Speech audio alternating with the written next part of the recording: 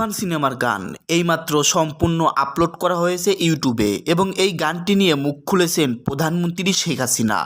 উড়াধুরা গানটির নাম। এই গানটি নিয়ে হঠাৎ করেই প্রধানমন্ত্রী শেখ হাসিনা রেগে গিয়েছেন।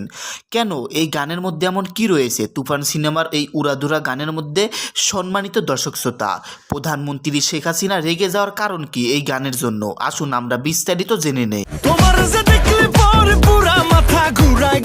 দেখতেই পারলেন তুফান সিনেমার এই গানটির নাম দেওয়া হয়েছে উড়াধুরা, কিন্তু এই গানটির অরিজিনাল গান নয় তুফান সিনেমার। এই গানটি একটা নকল করা গান।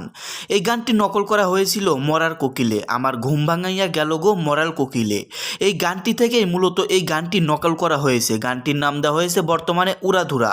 তুফান সিনেমাতে এই গানটি ব্যবহার করা হয়েছে। এই গানটি কোনো রকম অনুমতি না নিয়েই তৈরি করা হয়েছে। এই জন্য প্রধানমন্ত্রী শেখ হাসিনার কাছে ইতিমধ্যেই নোটিশ পাঠানো হয়েছে। মরার কোকিল গানটির অরিজিনাল কন্টেন্ট ক্রিয়েটর ইতিমধ্যেই ব্যবস্থা নেওয়ার জন্য প্রস্তুত হচ্ছে এই গানের মালিক প্রধানমন্ত্রী শেখ হাসিনা। এই জন্য রেগে গিয়েছেন। এই সিনেমাটি যে বানিয়েছে, কেন এই গানটির অরিজিনাল মালিকের থেকে অনুমতি নেওয়া হলো না?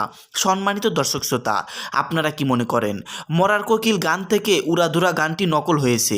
এই সম্পর্কে আপনাদের মন্তব্য কি? প্রধানমন্ত্রী শেখ হাসিনা সম্পর্কেও আপনাদের মূল্যবান মতামত ভিডিওর কমেন্ট বক্সে অবশ্যই জানিয়ে দিবেন।